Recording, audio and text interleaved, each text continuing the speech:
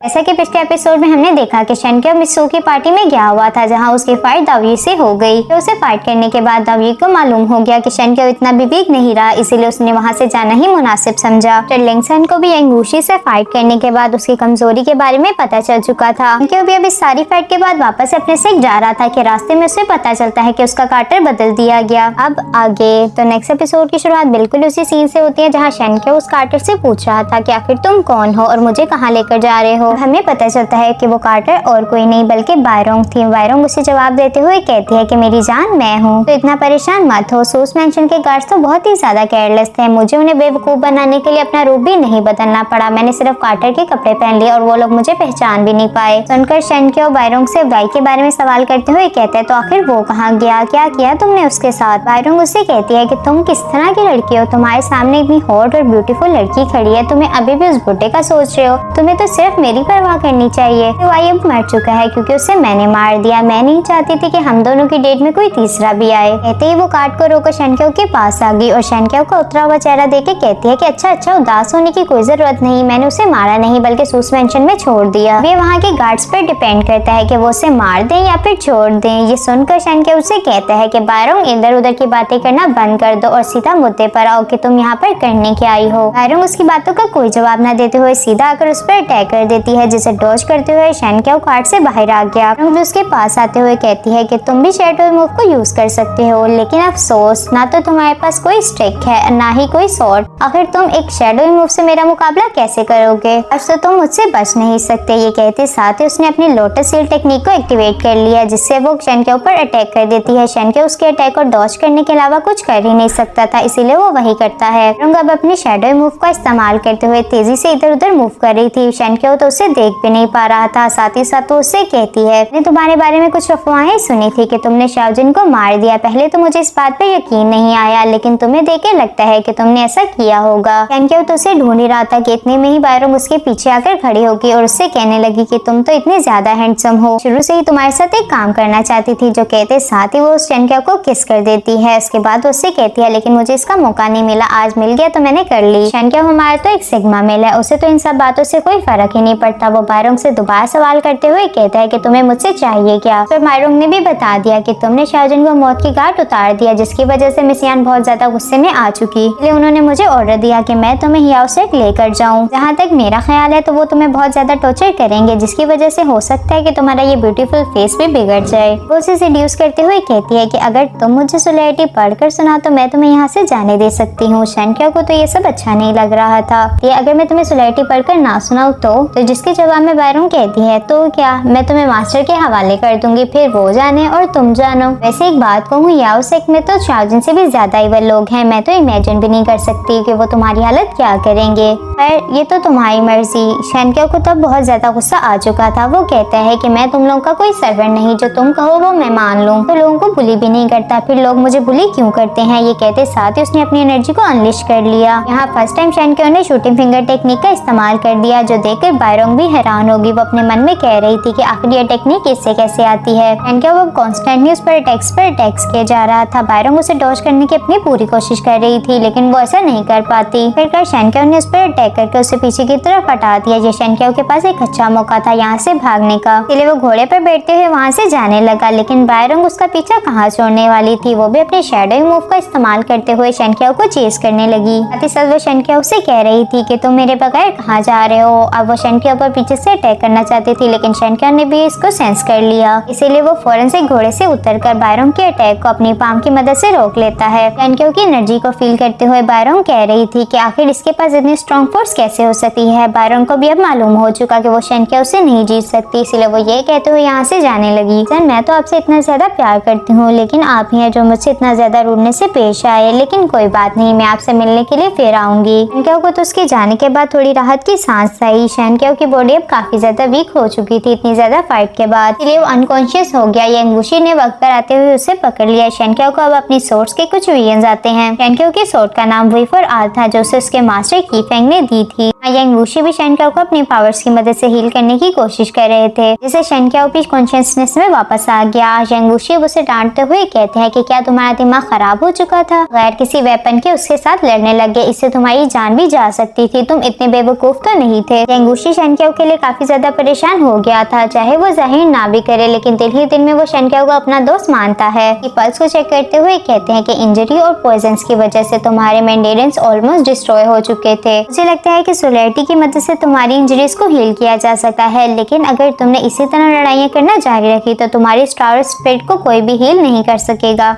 वक्त के साथ ही ये पूरी तरह से डिस्ट्रॉय हो जाएंगी, तब तो तुम्हें गॉड भी नहीं सेव कर सकता। इसका भी एक हल है, अगर तुम ये इच्छाई का नाटक छोड़कर मेरी इवल स्पिरिट को एक्सेप्ट करके फीडिंग डिसेंडिंग को प्रैक्टिस करना शुरू कर दो, कुछ वापस से पहले की तरह नॉर्मल हो जाएगा। लेकिन शेनक्याओ तो उसकी कहाँ मानने वाला था। वो उसे मना करते हुए कहता है कि अगर मैं इवल स्पिरिट को एक्सेप्ट कर लेता हूँ तो मैं अच्छाई के रास्ते पर नहीं चल पाऊंगा। इम्प्रूव्ड हुई मार्शल आर्ट स्किल्स का क्या फायदा, इससे अच्छा तो मैं ऐसा ही हूँ। लेकिन यांग वुशी भी कहाँ रुकने वाले थे। वो भी उसे मैनिपुलेट करते हुए कहते हैं कि देखा तुमने चैनगोंग के साथ इतना अच्छा किया, लेकिन क्या ही फायदा हुआ उससे। साथ ही साथ वो उससे कहते हैं कि जब तुम कैलिफ से गिरे तो किसी को कोई फर्क नहीं पड़ा, तुम ही हो जिसे अच्छा बनने का शौक है। ये जवाब में शेनक्याओ कहता है कि ये मेरी अपनी चॉइस है, लेकिन आपके कंसर्न का बहुत शुक्रिया। ये कहते ही वो यहाँ से जाने लगा, लेकिन यांग वुशी उसे रोकते हुए कहते हैं कि रुको, मेरे पास तुम्हारे लिए एक चीज है। के बाद यांग वुशी ने उसे उसकी सोड वाइफर आल दे दी, जिसे देखकर शेनक्याओ तो बहुत ज्यादा खुश हो गया। वो लीडर यान का शुक्रिया अदा करते हुए कहते हैं कि लीडर यान आपका बहुत शुक्रिया इसकी हिफाजत करने के लिए। लीडर यान उसका जवाब देते हुए कहते हैं कि अब तो तुम खुश हो ना, भी मैं नहीं चाहता कि तुम खाली हाथ किसी से लड़ते हुए मर जाओ। साथ ही साथ वो उसे बताते हैं कि कल हम दोनों कहीं पर जाएंगे तो रेडी रहना। कहते ही यांग वुशी यहाँ से चला गया। इसके बाद हमें नेक्स्ट डे का सीन दिखाया गया, जहाँ यांग वुशी और शेनक्याओ दोनों ही बाइफेंग पैलेस में आ चुके। एक गार्ड इनके पास आकर इन्हें ग्रीट करते हुए कहता है कि मास्टर ह्यूरियन के लिए अबाउट एक रियल टाइम गो पजल लेकर आए थे। ये गो पजल बहुत ही ज्यादा डिफिकल्ट है। अलग अलग सेट से बहुत सारे लोग इस गो पजल को सॉल्व करने के लिए आए, लेकिन जब वो इसको सॉल्व ना कर सके तो मास्टर ने उन्हें मरवा दिया। अगर आप अभी अंदर गए तो मास्टर ह्यूरियन आपको खेलने के लिए कहेंगे। इन केस आप हार जाते हैं तो आपको भी मरना होगा। मास्टर यांग वुशी तो बहुत ही ज्यादा कॉन्फिडेंट थे, उन्हें इन सब बातों से कोई फर्क ही नहीं पड़ा। वो उससे सवाल करते हुए कहते हैं क्या मास्टर ह्यूरियन हॉल में है। जो सुनकर गार्ड भी अब समझ चुका कि मास्टर यांग वुशी यहाँ नहीं रुकने वाले, इसलिए उसने इन्हें अंदर जाने दे दिया। दोनों ही अभी हॉल में जाने ही वाले थे कि तभी मास्टर यांग वुशी ने किसी को खुद पर नजर रखते हुए देख लिया। वुशी उस बंदे को यहाँ से भागने नहीं देना चाहते थे, इसलिए वो शेनक्याओ को अंदर की तरफ धक्का देते हुए खुद उसके पीछे चले गए। शेनक्याओ के पास तो आगे बढ़ने के अलावा कोई चॉइस ही नहीं थी। मास्टर ह्यूरियन भी शेनक्याओ को देखते हुए कहते हैं कि तुम ये गेम खेलोगे, अगर तुम इस गो पजल को सॉल्व नहीं कर पाए तो तुम्हें मरना होगा, और यही इस गेम का रूल है। शेनक्याओ को ना चाहते हुए भी इस गेम के लिए एग्री होना पड़ा। अब इन दोनों के दरमियान ही गेम स्टार्ट हो गई। दोनों ही अपनी अपनी बारियां चल रहे थे जिसे वो रियल गार्ड मूव करते, लेकिन आखिरकार शेनक्याओ के पास व्हाइट स्टोन खत्म हो चुके, जो देखकर ह्यूरियन उसे कहता है तुम्हारे पास तो कोई व्हाइट स्टोन ही नहीं बचे, अब तुम कुछ नहीं कर सकते, इसलिए तुम्हें मरना होगा। शेनक्याओ उसका जवाब देते हुए कहते हैं कि इतनी भी क्या जल्दी है। ये कहते साथ ही वो रियल मैन गो पजल में कूद पड़ा और जाते साथ ही वहाँ ब्लैक गार्ड्स को मारना शुरू कर दिया, जिस वजह से शेनक्याओ अब ये गेम जीत चुका था। मास्टर ह्यूरियन इसकी बहुत ज्यादा तारीफ करते हैं। मास्टर यांग वुशी और अबोर्ड भी अब यहाँ पहुँच गए, यानी कि वो बंदा जिसका पीछा मास्टर यांग वुशी कर रहे थे कोई और नहीं मास्टर अबोर्ड ही थे। अबोर्ड को यहाँ पर देखकर मास्टर ह्यूरियन उससे कहते हैं कि देखो वो शेनक्याओ ने ये गेम को सॉल्व कर दिया, क्योंकि वो बहुत ही ज्यादा ब्रिलियंट है। मास्टर यांग वुशी भी अब उस गो पजल को देखते हुए कहते हैं कि मास्टर अबोर्ड तो चाहते यही थे कि आप अपना कीमती टाइम इस गो पजल पर जाया कर दें, ताकि आपको इस सेंट्रल प्लेन में हो रही जंगों के बारे में पता ही ना चले। बाइफेंग तो चाइना के बिल्कुल सेंटर में आता है, इसलिए उसे तो सबसे ज्यादा खतरा है अगर हम अपना अलायंस बाइमोसेट के साथ बना भी लेते हैं। मास्टर ह्यूरियन आपको उनका गुलाम बन के रहना पड़ेगा, जो कि आपकी शान के बिल्कुल खिलाफ होगा। मास्टर ह्यूरियन तो शेंग वुशी की सारी बातों से एग्री थे, लेकिन अब बोर्ड को ये सुनकर कुछ अच्छा नहीं लगता, क्योंकि इससे तो उसका सारा प्लान खराब हो जाता। इसलिए वो जल्दी से कहता है कि नहीं नहीं मास्टर, आपको ऐसा नहीं करना चाहिए। मास्टर यांग वुशी तो ऐसे भी कुछ भी कह रहे हैं। जो सुनकर मास्टर ह्यूरियन उस पर भड़कते हुए कहते हैं कि पहले तो तुम मेरे लिए फजूल सा गेम ले आए, जिस पर मैंने बहुत सारा टाइम वेस्ट कर दिया, तो इस बात के लिए मेरा शुक्रगुजार होना चाहिए कि मैंने तुम्हें इसकी सजा नहीं दी।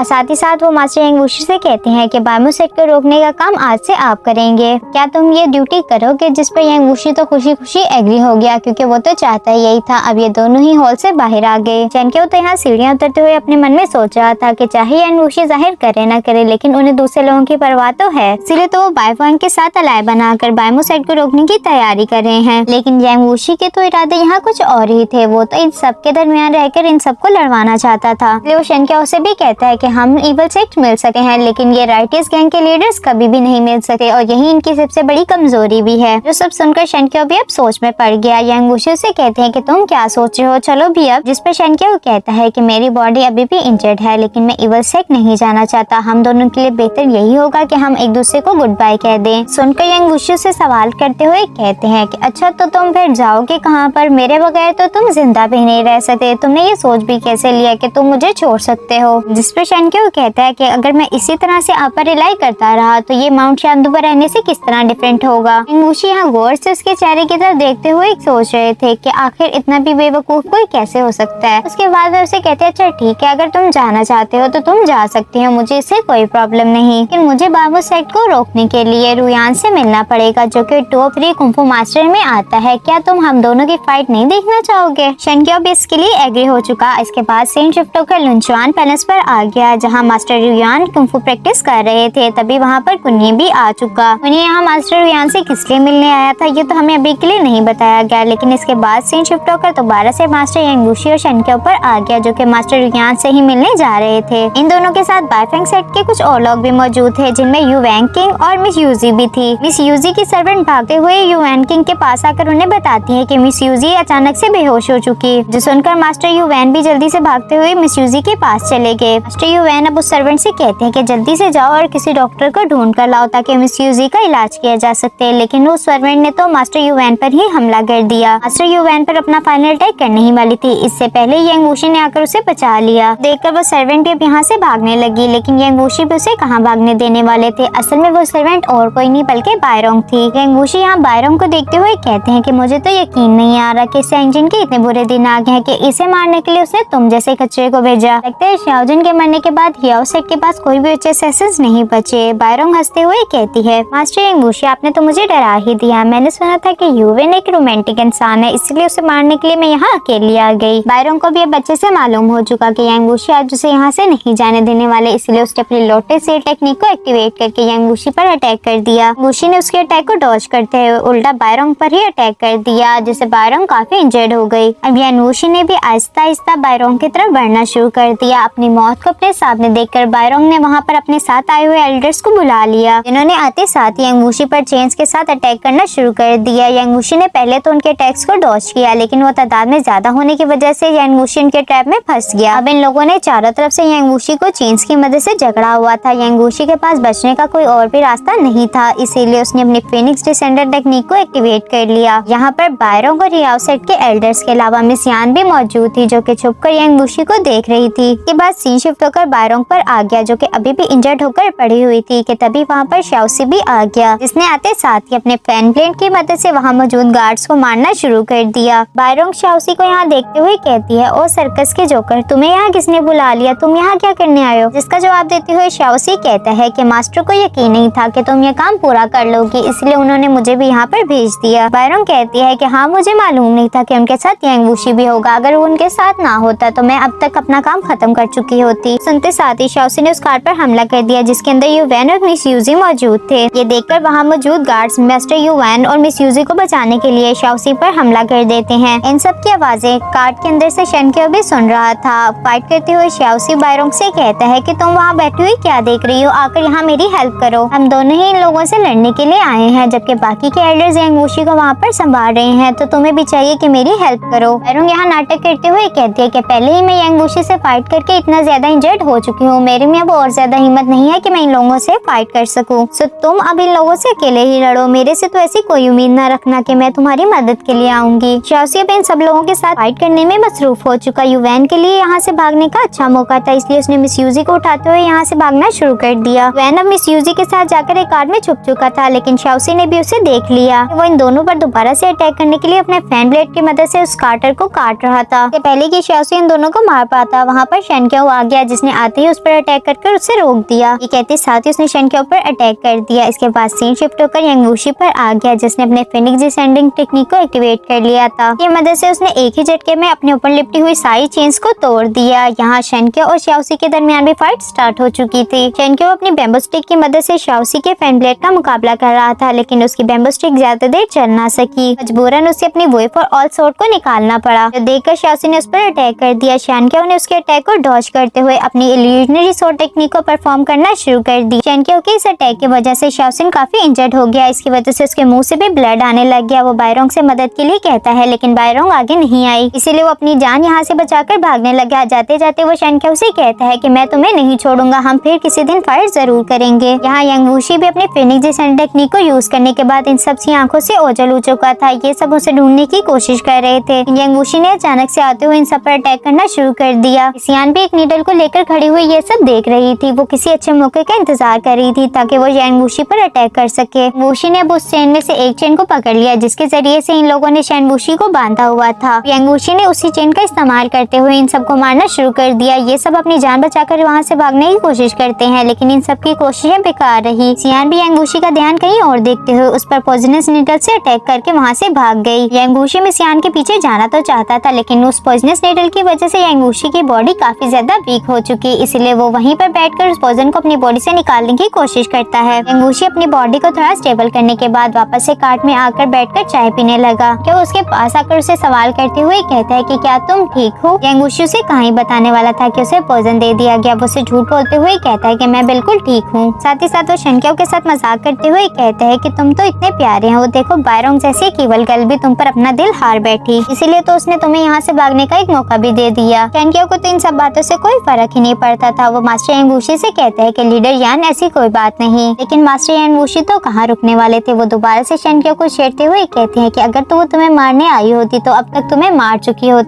बायरोंग तुमसे इम्प्रेस हो चुकी, इसलिए तो उसने अब तक तुम्हें मारा नहीं। शेनक्या तुम तो एक फूल हो जिसे रिलेशनशिप्स के बारे में कुछ भी नहीं पता। लीडर यान शेनक्या की तरफ अपना हाथ आगे बढ़ाते हुए उसे कहते हैं कि अपना हाथ मुझे दिखाओ, मैं तुम्हारी डेस्टिनी तुम्हें पढ़कर सुनाता हूँ। शेनक्या तो लीडर यान को फुल इग्नोर मारते हुए वहाँ से चला गया। लीडर यान उसे सवाल करते हुए कहते हैं कि तुम आखिर जा कहाँ रहे हो, जिसपे शेनक्या ने भी बता दिया कि मैं यहाँ पर किसी को ढूंढने के लिए जा रहा हूँ। अब लीडर यान वापस से कार्ट में बैठकर उस नीडल को चेक करते हुए कहते हैं कि ये पॉइजन तो इतना ज्यादा फेटल भी नहीं, तो फिर उन्होंने मुझे क्यों दिया। ये पॉइजन तो बहुत ही ज्यादा कॉमन है, आखिर मिस यान का मकसद क्या था। शेनक्या यहाँ पर असल में बायरोंग को ढूंढ रहा था कि रास्ते में उसे मास्टर युवैन भी मिल गए, जिसका शुक्रिया अदा करते हुए कहते हैं कि मेरी और मिस यूजी की जान बचाने के लिए तुम्हारा बहुत ही ज्यादा शुक्रिया, क्या मैं तुम्हारा नाम जान सकता हूँ। जिस पर शेनक्या ने भी अपना इंट्रोडक्शन दे दिया, जो जानकर युवैन उससे कहता है कि तुम तो वही हो ना जिसने सूस मेंशन में फाइट करके ऑलमोस्ट दाओजी को हरा भी दिया था, क्या मैं तुम्हारे साथ थोड़ी देर के लिए बात कर सकता हूँ। शेनक्या उसे मना करते हुए कहता है कि आपकी काइंडनेस का बहुत ज्यादा शुक्रिया, लेकिन मैं अभी यहाँ से किसी को ढूंढने के लिए जा रहा हूँ, फिर आकर आपसे मिलूंगा। साथ ही साथ वो उससे सवाल करते हुए कहता है कि आपको क्या मिस यूजी की मेड बायरोंग के बारे में कुछ पता चला। इसके जवाब में युवैन कहता है वो तो सिर्फ एक मेड ही थी, उसे क्या ही फर्क पड़ता है, हम दोबारा से अपने सफर पर रवाना होने वाले हैं। जो सुनकर शेनक्या उससे कहता है कि प्लीज आप मेरा थोड़ी देर यहाँ पर वेट करें, मैं उसे ढूंढकर अभी आता हूँ। ये कहते ही वो यहाँ से जाने लगा। मिस्टर युवैन तो उसे रोकना चाहते थे लेकिन वो नहीं रुकता। आखिरकार शेनक्या को बायरोंग मिल गई। वो उसके पास जाकर उसे चेक करने लगा कि बायरोंग जिंदा तो है। अभी वहाँ पर मिस यान भी आ गई, जो अपनी इंचेंटिंग वॉइस से शेनक्या उससे कहती है तुम तो एक बहुत ही ज्यादा अच्छे इंसान हो, तुम्हें हमेशा दूसरों की परवाह ही रहती है, चाहे तुम्हारी खुद की जान खतरे में क्यों ना हो। उसकी इतनी तेज आवाज थी कि शेनक्या के तो सर में ही दर्द होने लग गया। इसके बाद मिस यान दोबारा से शेनक्या पर अटैक करने के लिए आगे बढ़ गई। इससे पहले कि वो शेनक्या पर अटैक कर पाती, वहाँ पर यंग वुशी आ गए। मिस यान की पॉइजनस नीडल से ही मिस यान पर अटैक कर दिया। मास्टर यंग वुशी को यहाँ पर देखकर मिस यान उसे सवाल करते हुए कहती है कि तुम यहाँ पर क्या कर रहे हो। यंग वुशी उसकी इस बात को इग्नोर करते हुए कहते हैं अगर तो तुम्हारा ये फेवर मैं तुम्हें वापस ना लौटाता तो मुझे बहुत बुरा लगता। तुमने मुझे इतना ज्यादा प्रीशियस गिफ्ट दिया, मेरा तो फर्ज बनता है कि मैं तुम्हें इसके बदले में कुछ दूं। तो कैसा लगा तुम्हें मेरा गिफ्ट। सियान को तो यंग वुशी पर बहुत ज्यादा गुस्सा आ चुका था। उसका बस चले तो अभी यंग वुशी को मार दे, लेकिन वो ऐसा कुछ नहीं कर सकती थी। वो गुस्से में यंग वुशी से कहती है कि तुम तो मेरी सोच से भी ज्यादा बुरे हो, तुम्हें बाद में देख लूंगी। ये कहती ही वो यहाँ से चली गई। सियान के यहाँ से जाने के बाद शेनक्या ने बायरोंग को गोद में उठा लिया क्योंकि वो होश में नहीं थी। शेनक्या को बायरोंग की इतनी ज्यादा परवाह करते देख यंग वुशी उससे कहता है कि क्या ये इतनी अट्रैक्टिव है कि तुम्हें इससे प्यार हो गया। क्या उसकी बात का जवाब देते हुए कहता है कि लीडर यहाँ ना बस भी कर जाए, ऐसा कुछ नहीं। ये कहते ही वो यहाँ से चला गया। इसके बाद हमें कुछ दिनों के बाद का सीन दिखाया गया जहाँ यंग वुशी और शेनक्या दोनों ही डोंगकोंग सिटी के मार्केट में आए हुए थे। मास्टर यंग वुशी तो देखते ही देखते शेनक्या की आंखों के सामने से ही ओझल हो गई, इसीलिए शेनक्या को अपना अगला रास्ता अकेले ही तय करना पड़ा। वो भी आगे बढ़ ही रहा था कि पीछे से उस पर किसी ने स्टोन के जरिए से अटैक कर दिया, जिसे शेनक्या ने अपनी बैम्बू स्टिक की मदद से डॉज कर लिया। शेनक्या उससे सवाल करते हुए कहता है कि आखिर तुम कौन हो और मुझ पर अटैक क्यों कर रहे हो, बाहर आकर अपना चेहरा दिखाओ। पर बायरोंग भी अब शेनक्या के सामने आ गई। साथ ही साथ वो उससे कहती है कि बहुत दिन हो गई हमें मिले हुए। इसका जवाब देते हुए शेनक्या कहता है कि अभी इतने भी दिन नहीं हुए, जब तुमने युवैन को मारने की कोशिश की थी तब हम मिले थे। जिस पर बायरोंग दोबारा से उसके साथ फ्लर्ट करते हुए कहती है कि क्या तुम्हें मालूम नहीं, तुम्हारे बगैर तो मेरा एक दिन भी सदी के बराबर है, तो सोचो कितनी सदियां गुजर गई। शेनक्यो तो उसकी सारी बातों को इग्नोर करते हुए कहता है कि तुम एक मर्सीलेस किलर नहीं हो, क्योंकि जब तुमने उस दिन हम पर अटैक किया तुमने सिर्फ युवैन और मिस यूजी को मारने की कोशिश की, जबकि उसके सर्वेंट्स को छोड़ दिया। मैं उनके बिहाफ पर तुम्हारी इस काइंडनेस के लिए तुम्हारा शुक्रिया अदा करना चाहता था। जिसका जवाब देते हुए बायरोंग कहती है कि नहीं, ऐसा कुछ नहीं था, मैं बहुत ज्यादा लेजी हूँ और वैसे भी मैं उन लोगों को मारकर अपना टाइम वेस्ट नहीं करना चाहती थी, क्योंकि वो सब मेरे लिए कचरे हैं। उसके बाद वो छत से नीचे आकर दोबारा से शेनक्यो को सेड्यूस करते हुए कहती है कि तुम तो इतने ज्यादा हैंडसम हो, स्माइल करते हुए तो और ज्यादा प्यार लगते हो। मुझे ये जानकर और ज्यादा खुशी हुई कि तुम मेरे बारे में सोचते हो। शेनक्यो उसे अपने से दूर हटाते हुए कहता है कि क्या तुमने कोई फैसला किया याओ सेट को छोड़ने के बारे में। बायरोंग उससे सवाल करते हुए कहती है कि आखिर तुम मुझसे क्यों पूछ रहे हो, तुम मुझे बात करने के लायक नहीं समझते क्योंकि मैं इवल गैंग से बिलोंग करती हूँ, ऐसा ही है ना। शेनक्यो कहता है कि नहीं, ऐसी कोई बात नहीं, मुझे लगा शायद तुम वहाँ पर रहना नहीं चाहती।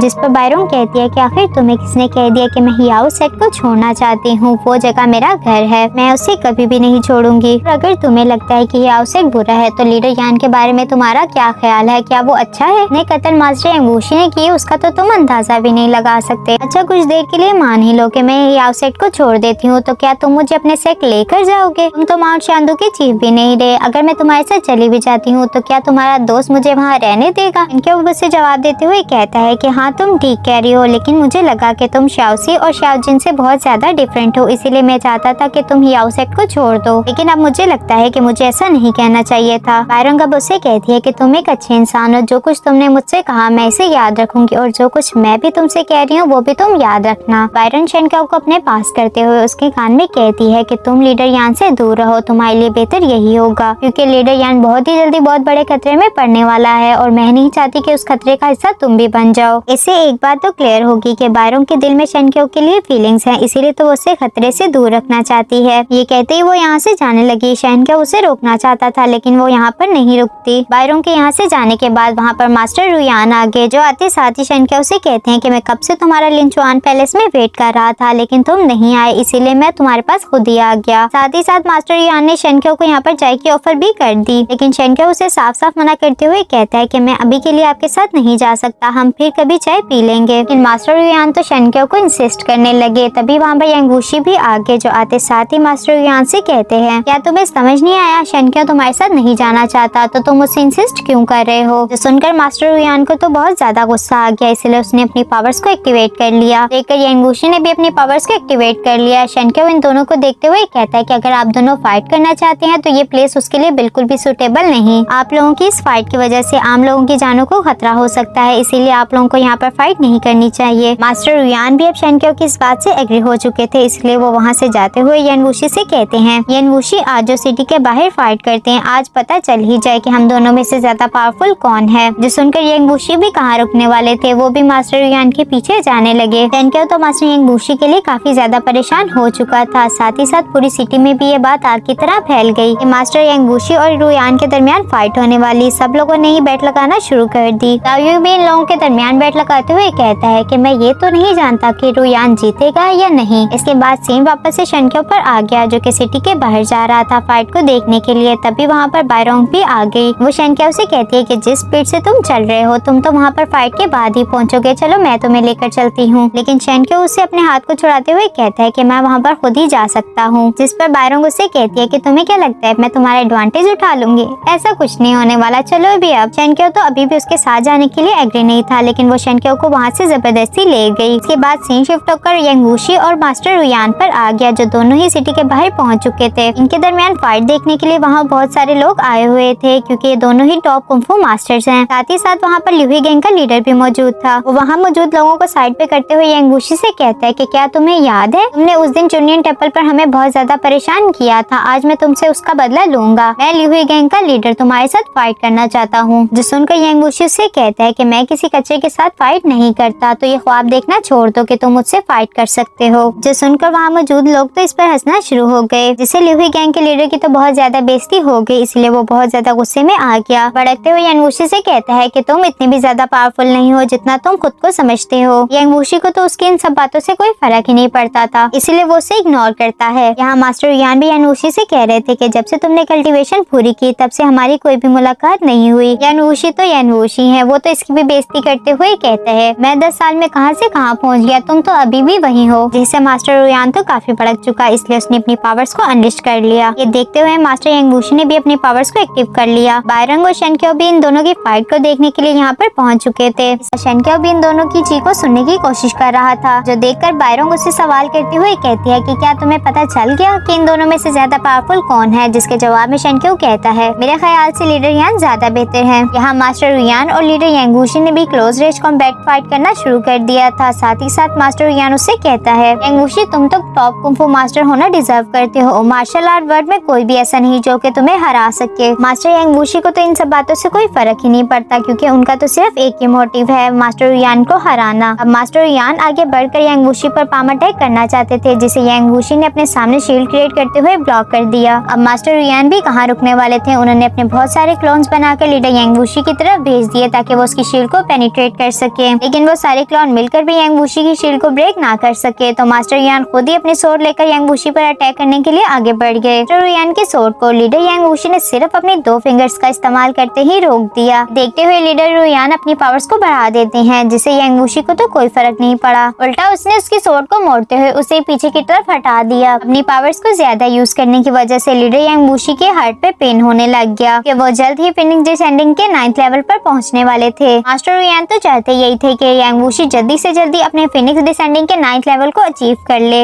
इसके लिए वो उसे उकसाते हुए कहते हैं, अगर तुम मुझे हराना चाहते हो तो मुझे अपनी स्किल्स दिखाओ। यहाँ दाऊजी भी पहुंच चुका, जो ये सब देखकर बहुत ज्यादा खुश हो रहा था, क्योंकि ये सब तो उनके प्लान का एक हिस्सा है। इसके बाद हमें 1 महीने पहले का फ्लैशबैक दिखाया गया, जहाँ कुनिए और दाऊजी ने ये सब प्लान किया था। अब सीन वापस से प्रेजेंट में आ जाता है, जहाँ यांगवुशी और मास्टर रुयान एक दूसरे से टकरा रहे थे। इन दोनों के टकराने की वजह से बहुत ज्यादा एनर्जी निकल रही थी, जिसे सेंस करते हुए शेनक्यो कहता है कि लीडर यांगवुशी अपनी पूरी स्ट्रेंथ का यूज नहीं कर रहे। मुझे लगता है कि मास्टर यांगवुशी के साथ कुछ हुआ है, जिसकी वजह से वो अपनी चीख को भी सही तरीके से इस्तेमाल नहीं कर पा रहे। सब बायरोंग ने भी सुन लिया, जो सुनते साथ ही वो अपने मन में कह रही थी कि शेनक्यो तुम वाकई ही कीवैंग के डेसिबल होना डिजर्व करते हो। इसने कितनी जल्दी पता लगा लिया कि मास्टर यांगवुशी के साथ कोई मसला है। वो आगे बढ़ते हुए शेनक्यो से कहती है, तुमने मुझसे कहा था कि मास्टर यांगवुशी जीतेंगे, लेकिन तुमने मुझे तब बताया नहीं कि आखिर तुमने ये क्यों कहा। शेनक्यो तो दूर हटते हुए कहता है कि थोड़ा दूर रहकर बात किया करो, मुझे ये सब पसंद नहीं। बायरोंग उसकी बात कहाँ सुनने वाली थी। वो दोबारा से आगे बढ़ते हुए कहती है, अगर मैं तुम्हें इंसिस्ट करूँ फिर भी नहीं बताओगे। हमारा शेनक्यो भी अपनी बात का पक्का है। वो अपने स्टिक को आगे करते हुए कहता है कि बिल्कुल भी नहीं, अब पीछे हटो। वापस से सीन लीडर रुयान और मास्टर यांगवुशी पर आ गया, जहाँ मास्टर रुयान अपनी सोर्ड्स की मदद से लीडर यांगवुशी पर अटैक करने की कोशिश कर रहे थे, लेकिन लीडर यांगवुशी अपनी मार्शल आर्ट का इस्तेमाल करते हुए उसके अटैक को डॉज किए जा रहे थे। लीडर यांगवुशी ने भी अटैक करने का फैसला करते हुए अपनी शूटिंग फिंगर टेक्निक को एक्टिवेट कर लिया। तो उन्होंने मास्टर रुयान पर हमला करना शुरू कर दिया। मास्टर रुयान उसके हमलों को डॉज करते हुए साथ साथ कह रहे थे, लीडर यांगवुशी तुम जितने मर्जी पावरफुल हो जाओ, लेकिन बायमोसेट को नहीं रोक सकते, क्योंकि आधे से ज्यादा मार्शल आर्ट वर्ल्ड उनके हाथ में है। पहले अच्छा यही होगा कि तुम भी उनके साथ मिल जाओ। अब ये दोनों ही लड़ते रहते एक रस्सी की मदद से पहाड़ी से लटक गए। यहाँ दोबारा से यांगवुशी ने अपनी शूटिंग फिंगर टेक्निक का इस्तेमाल करते हुए मास्टर रुयान की उस रस्सी को काट दिया, जिसकी मदद से वो लटके हुए थे। अब मास्टर रुयान के पास बचने का कोई और रास्ता नहीं था, इसलिए उन्होंने फौरन से अपनी स्वॉर्ड को पहाड़ के अंदर धंसा दिया, जिसकी वजह से उनकी जान बच पाई। साथ ही साथ वो मास्टर यांगवुशी से कहते हैं कि तुम इतने ज्यादा जिद्दी क्यों हो। कहकर मास्टर रुयान ने लीडर यांगवुशी की रोप पर अटैक कर दिया, जिससे वो रोप भी टूट गई। लीडर यांगवुशी खुद को बचाने की बजाय मास्टर रुयान पर अटैक करना चाहते थे। इससे पहले कि वो अटैक कर पाते, उनके दिल में दोबारा से दर्द होने लग गया, इसलिए वो फौरन से जाकर वहाँ मौजूद स्टोन पिलर्स पर बैठ गया। लेकिन वो इस बात का पता मास्टर रुयान को नहीं चलने देना चाहता था, इसलिए मास्टर यांगवुशी ने उसी रोप का इस्तेमाल करते हुए मास्टर रुयान को अपनी तरफ खींच लिया। मास्टर रुयान भी अब इतनी जल्दी हार कहाँ मानने वाले थे, इसलिए वो उस रोप पर एक स्प्लैश अटैक लगाकर खुद को छुड़ा लेते हैं। क्योंकि इन दोनों की फाइट से कुछ अच्छी फीलिंग नहीं आ रही थी, इसलिए वो बायरोंग से कहता है कि ये फाइट कुछ अजीब है, जो सुनकर बायरोंग उसे इशारा देते हुए कहती है कि तुम्हें क्या लगा था कि ये फाइट यांगवुशी के कहने पर हो रही है। ये सब इतना ज्यादा सिंपल है कि इन दोनों की फाइट से बिल्कुल पहले मिस यान ने लीडर यांगवुशी को पॉइजन दे दिया,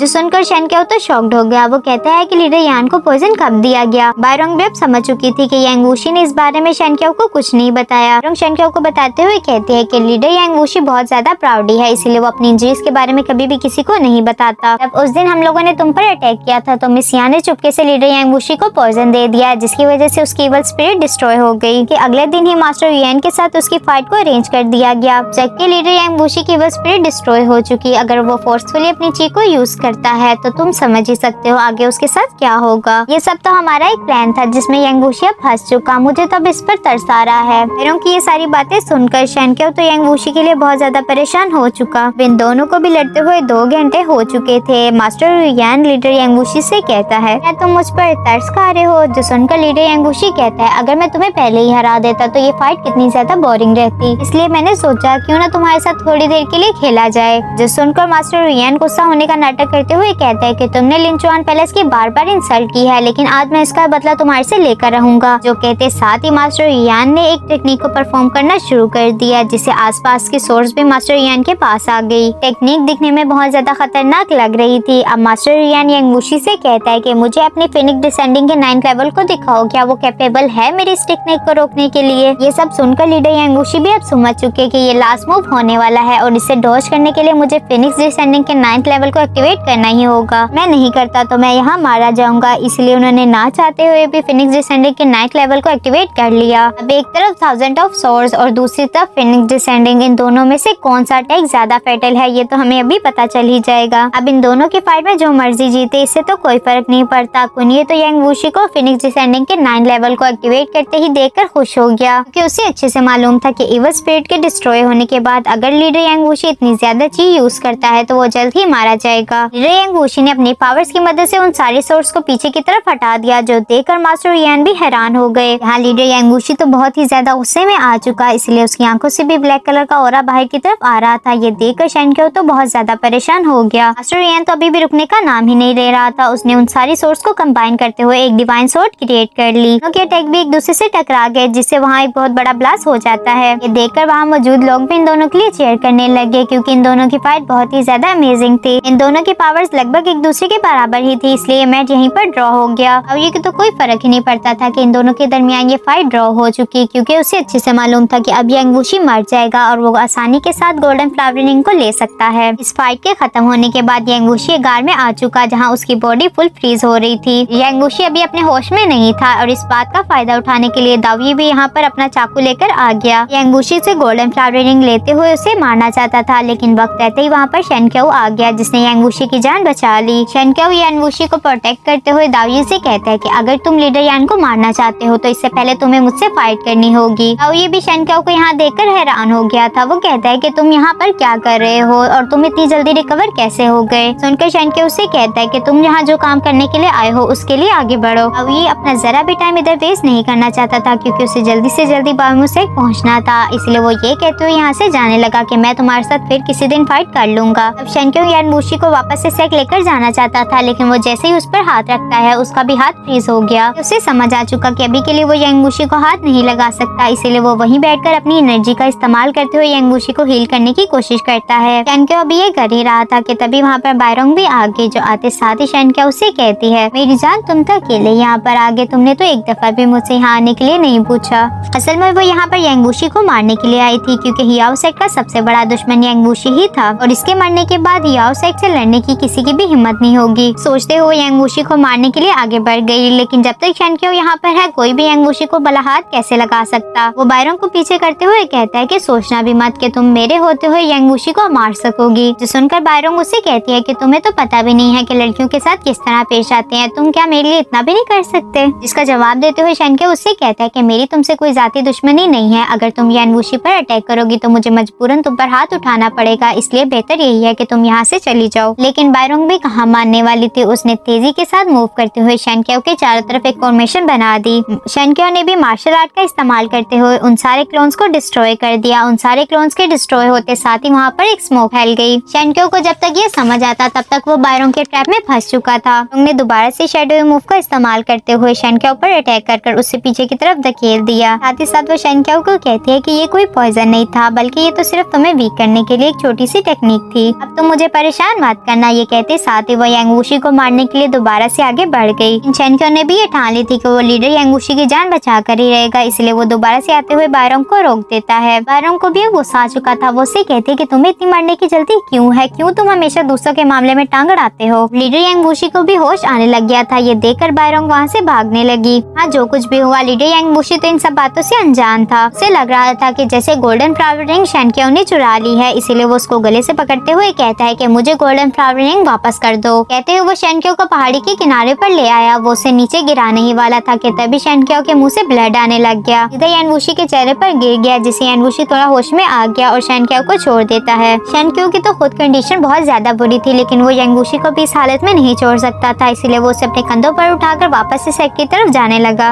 हाँ, बायमो सेक में दावी और कुन्ये तो पार्टी कर रहे थे, क्योंकि उन्हें गोल्डन फ्लावर रिंग मिल चुकी थी, जिसके लिए उन्होंने इतनी ज्यादा मेहनत की। साथ ही साथ दावी कुन्ये को बताता है कि मैं लीडर यानवुशी को मारने में नाकाम रहा, सिर्फ और सिर्फ शेनक्यो की वजह से। सुनकर कुन्ये उसे कहता है कि अच्छा कोई बात नहीं, हम उसे फिर कभी देख लेंगे, और मैं तुम्हें एक और चीज दिखाता हूँ। जो कहकर उसने उसे मैप दिखाना शुरू कर दिया कि हमारे सामने बहुत सारे सेक्ट ने सिलेंडर कर दिया है। इस सेक्ट में मौजूद बाइशिया सेक्ट, अब हमने सिर्फ उस पर कब्जा करना है ताकि हमारे मास्टर हुलोंग का अधूरा ख्वाब पूरा हो सके। सीन वापस से लीडर यांगवुशी और शेनक्यो पर आ गया, जहाँ शेनक्यो लीडर यांगवुशी से कहता है डॉक्टर यू वैन को सेफ्टी सिटी में पहुँचा दिया है, अब मेरा काम खत्म हो चुका, मैं यहाँ से जाना चाहता हूँ। जो सुनकर यांगवुशी उससे कहते हैं आखिर तुम जाओगे कहाँ, क्या माउंट शांदू? जिसका जवाब देते हुए शेनक्यो कहता है कि मैं माउंट शांदू वापस नहीं जा सकता। अब शेनक्यो मास्टर यांगवुशी से अपना ख्याल रखने का कहकर वहाँ से चला गया, क्योंकि यहाँ से जाने पर यांगवुशी उदास तो बहुत हो गया, लेकिन वो यहाँ कुछ कर भी नहीं सकता था। शेनक्यो भी अपने सफर पर रवाना हो चुका कि कुछ दिनों बाद ही उसकी मुलाकात दोबारा से यांगवुशी के साथ हो गई। यांगवुशी उसके सामने बैठकर उसे सवाल करते हुए कहते हैं कि क्या तुम्हें खुशी नहीं हुई मैं यहाँ पर आया तुमसे मिलने के लिए? जिस पर शेनक्यो तो अपना सर पकड़ते हुए कहता है कि नो ब्रदर, आप आखिर यहाँ पर आए क्यों हैं? यांगवुशी उसे दोबारा से तंग करते हुए कहता है कि चलो तुम गेस करो मैं यहाँ पे किस लिए आया हूँ। लेकिन शेनक्यो को तो इन सब बातों में कोई इंटरेस्ट ही नहीं था, इसलिए वो कहता है कि प्लीज आप खुद एंजॉय करें, मैं यहाँ से चलता हूँ। कहते वो यहाँ से जाने लगा। अब ये दोनों ही दोबारा से फोनिंग सिटी पहुँच चुके थे, जिसके हालात अभी भी नहीं बदले। एक बंदा यानचैन अपने चाबुक की मदद से कमजोर लोगों को अभी भी मार ही रहा था। तभी शेनक्यो ने अपनी बैम्बू स्टिक का इस्तेमाल करते हुए उसे घोड़े से ही भी कैसे हुई मेरे साथ ऐसा करने की, जब ये बात मेरे मास्टर को पता चलेगी तुम्हारी खैर नहीं। उस बंदे का मास्टर भी वहाँ पर पहुँच चुका, जो कि कोई और नहीं बल्कि चैनगोंग ही था, वही चैनगोंग जिसकी शेनक्यो ने मदद की थी। वो अपने सर्वेंट से पूछता है कि आखिर तुम्हें हुआ क्या है, जिस पर सर्वेंट ने भी बताना शुरू कर दिया कि एक बंदे ने आकर मुझे मारा और मुझे घोड़े से भी गिरा दिया। चैनगोंग दोबारा से अपने सर्वेंट से सवाल करते हुए कहता है कि आखिर वो बंदा है कहाँ पर, जिस पर उस सर्वेंट ने भी चैनगोंग को शेनक्यो के पास ले जाना शुरू कर दिया। चैनगोंग की आंखें तो यांगवुशी और शेनक्यो को देखने के बाद फटी की फटी ही रह गई। वो हैरत के साथ इन्हें देख रहा था। सर्वेंट के कान में कुछ कहकर वहाँ से जाने लगा। शेनक्यो के हाथ में एक बच्चा था कि जो कि भूख की वजह से मरने ही वाला था। शेनक्यो उसे एक जगह बिठाकर कहता है शान मत हो, सब कुछ ठीक हो जाएगा। यांगवुशी भी शेनक्यो से कहता है कि दुनिया कितनी छोटी है, क्या मालूम था कि हमें चैनगोंग किस तरह से और यहाँ पर मिलेगा। दोनों के दरमियान भी इसी तरह की बातें चल ही रही थी कि तभी वहाँ पर गार्ड्स भी एक बॉक्स लेकर आ गए और आते साथ ही शेनक्यो उसे कहने लगे मास्टर ने तुम्हारे लिए गिफ्ट भिजवाया है। जिस पर शेनक्यो उसे कहता है कि मैं तुम्हारे मास्टर को नहीं जानता। वो कहता है इस बात का मुझे नहीं पता, लेकिन मास्टर ने तुम्हारे लिए गिफ्ट भिजवाया है तो तुम्हें ये एक्सेप्ट करना ही पड़ेगा। साथ ही साथ उन्होंने मुझे बताया कि वो तुम्हारे दिए गए केक्स का एहसान उतारना चाहते थे, इसलिए उन्होंने 10 गुना केक्स यहाँ पर भेज दिए। जो उस गार्ड से कहता है कि अपने मास्टर को मेरा शुक्रिया अदा करना ये केक्स भेजने के लिए, लेकिन ये मुझे नहीं चाहिए। बेहतर यही होगा कि ये केक्स तुम इन लोगों को दे दो। लेकिन वो गार्ड तो बहुत ही ज्यादा एरोगेंट था। बॉक्स को टांग मारकर ये कहता हुआ वहाँ से चला गया कि ये सब खाना खाने के लिए क्वालिफाइड नहीं है, इन्हें तो भूख से ही मरना चाहिए। शेनक्यो फौरन से वहाँ से एक पैनकेक उठाकर उस बच्ची को दे देता है। वो बच्ची इससे पहले कि वो पैनकेक खा पाती वहीं पर मर गई। उस बच्ची को यूं अपनी आंखों के सामने मरता देख शेनक्यो की भी आंखों में आंसू आ गए, जो देखकर लीडर यान उसे कहते हैं जब यूआई ने तुम्हारे साथ इतना बुरा किया, लोगों ने तुम्हें इतने धोखे दिए, तब भी तुम नहीं रोए, अब तुम एक स्ट्रेंजर के लिए क्यों रो रहे हो? लगा कि जैसे मैं इस बच्ची को बचा सकता हूँ, लेकिन मैं ऐसा नहीं कर सका, कब ये दिन खत्म होंगे। यांगवुशी उसे हौसला देते हुए कहते हैं कि जल्द ही ये भी दिन खत्म हो जाएंगे। बाद सीन शिफ्ट कर हियाओ सेक्टर पर आ गया, जहाँ पर सेंगजिन बायरोंग को बुरे तरीके से मार रहा था, क्योंकि उसने इस बार भी शेनक्यो को नहीं मारा था। बायरोंग अपनी जान की भीख मांगते हुए कहती है कि मास्टर प्लीज मुझे बख्श दें, जिस पर सेंगजिन उसे कहता है कि तुम बार बार शेनक्यो को मारने में ही नाकाम क्यों हो रही हो। अब सेंगजिन बायरोंग को गले से पकड़ते हुए कहता है कि मिस यान और मास्टर लिंगसेन दोनों ही यांगवुशी को मारना चाहते थे और इसमें मैंने भी उनका साथ दिया, लेकिन मैं शाओजिन की मौत को इस तरह रायगा नहीं जाने दूंगा। के बाद सीन दोबारा से शेनक्यो और यांगवुशी पर आ गया, जो कि बायलोंग टेम्पल पहुंच चुके थे।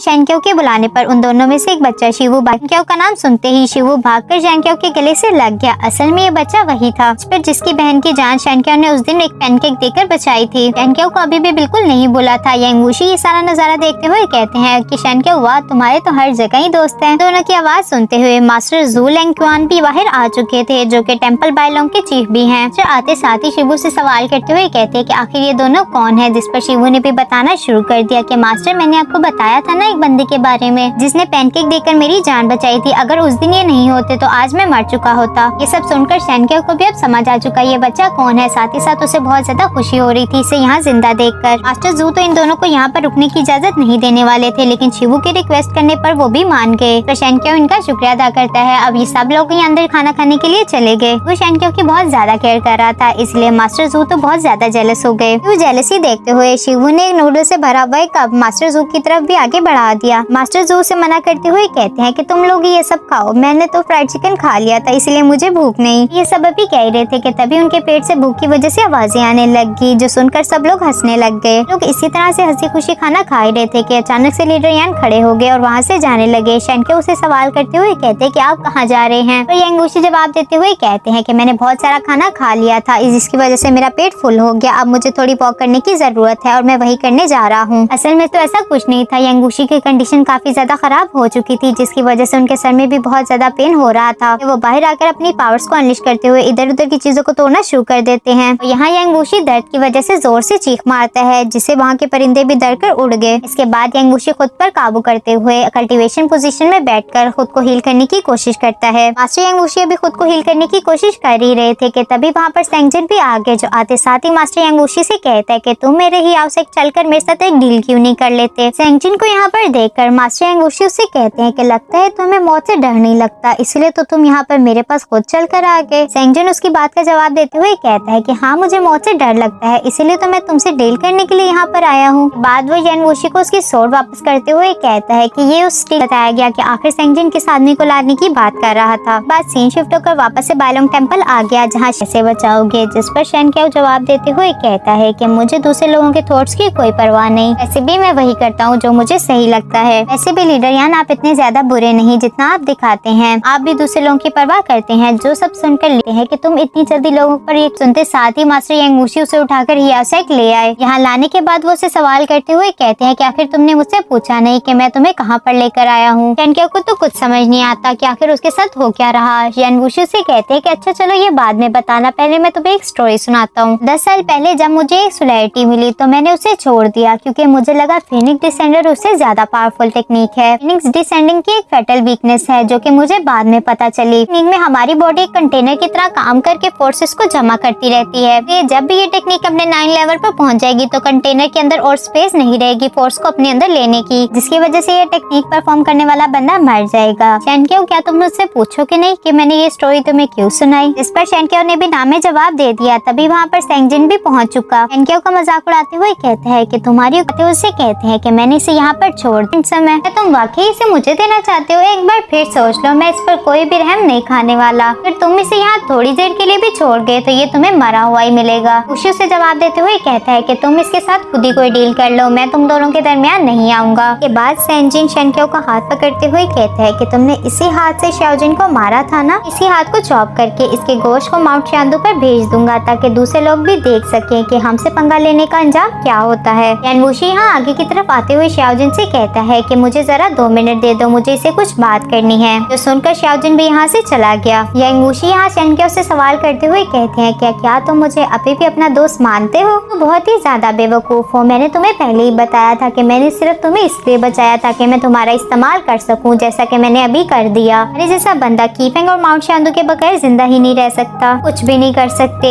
जिसका जवाब दो, ना ही तुम इसके लिए कभी क्वालिफाइड थे, इसीलिए सोचना बंद कर दो कि हम दोनों दोस्त हैं। कहते यांग वूशी यहाँ से चले गए और वहाँ पर सेंगजिन आ गया। सेंगजिन आते साथ ही शैनक्यो से कहता है कि तुम्हें कैसा लग रहा है कि जिसे तुम अपना दोस्त समझते थे वही तुम्हें यहाँ पर मरने के लिए छोड़ गया। सेंगजिन शैनक्यो का गला पकड़ते हुए कहता है अगर तुम अपनी मिस्टेक मान लो तो हो सकता है मैं तुम्हें जेंटली मार दूं। शैनक्यो का दिल तो बहुत ज्यादा टूट चुका था, वो और ज्यादा इन सबको बर्दाश्त नहीं कर सकता। उसने अपनी पावर्स को एक्टिवेट करते हुए सेंगजिन को पीछे की तरफ हटा दिया। वूशी इतना भी ज्यादा बुरा नहीं, वो जाते हुए शैनक्यो को अपनी सोड देकर गया था ताकि वो सेंगजिन से अपनी जान बचा सके। शैनक्यो के पास वो सोड देखकर सेंगजिन उससे कहता है कि लगता है लीडर यांग वूशी तुमसे कुछ ज्यादा ही अटैच है, इसलिए तो वो तुम पर इतना ज्यादा रहम कर गया, लेकिन इससे कोई फर्क नहीं पड़ता, तुम्हारे मुकद्दर में तो मरना ही लिखा है, तुम मर के ही रहोगे। कहते साथ ही वो शैनक्यो पर दोबारा से अटैक करने के लिए आगे बढ़ गया। अब इन दोनों के दरमियान ही फाइट स्टार्ट हो चुकी। दोनों ही एक दूसरे को टक्कर का मुकाबला दे रहे थे कि अचानक से सेंगजिन ने अपनी पावर से शैनक्यो पर अटैक कर दिया, जिसे शैनक्यो ने भी अपनी पावर से डॉज करने की कोशिश की, लेकिन उसकी पावर्स इतनी ज्यादा नहीं थी कि वो सेंगजिन सेंगजिन के इस अटैक को ब्लॉक कर सके, इसीलिए वो पीछे की तरफ जाकर गिर गया। यहाँ हमें पता चलता है कि यांग वुशी ने शेनक्यो की बॉडी में एक इवल स्पिरिट को डाल दिया था, जिसकी वजह से यांग वुशी की टाओ स्पिरिट आहिस्ता आहिस्ता करके खत्म हो रही थी। उन इवल स्पिरिट ने शेनक्यो को अपनी तरफ खींचना शुरू कर दिया था, जो देखकर सेंगजिन उससे कहता है कि तुम्हारा मुकद्दर यही है, तुम एक इवल गैंग के पार्ट बनोगे। इससे सब कुछ क्लियर हो गया कि यांग वुशी ने ये सब क्यों किया था। शुरू से यही चाहते थे कि शेनक्यो खुद से इस इवल स्पिरिट को एक्सेप्ट कर ले। तो अभी भी रेजिस्ट करने की अपनी पूरी कोशिश कर रहा था, लेकिन उस इवल एनर्जी ने शेनक्यो को चारों तरफ से घेर लिया था। सेंगजिन भी आगे बढ़कर शेनक्यो को गले से पकड़ते हुए कहता है कि तुम कितने ज्यादा इंटरेस्टिंग हो, तुम्हें पहले तुम्हारे दोस्त और फैमिली सबने छोड़ दिया, बाद में तुम्हें एक इवल स्पिरिट मिल गई जिससे तुम एक इवल गैंग के मेंबर बन गए। अब अगर मैं तुम्हारे हाथ पांव तोड़ दूं और तुम्हें डिसेबल बनाकर यहाँ पर कहीं, शेनक्यो ने उसके हाथ को ही पकड़ लिया, जिससे सेंगजिन भी बहुत ज्यादा हैरान हो गया। उसे भी अब समझ आ चुका कि शेनक्यो ने अपनी खुद की फाउंडेशन को ही डिस्ट्रॉय कर लिया है। शेनक्यो अपनी सेंसेस में नहीं था और नीचे आकर पानी में गिर गया। शेनक्यो जिंदा रहा या फिर मर गया, ये तो हमें नेक्स्ट एपिसोड में ही पता चलेगा।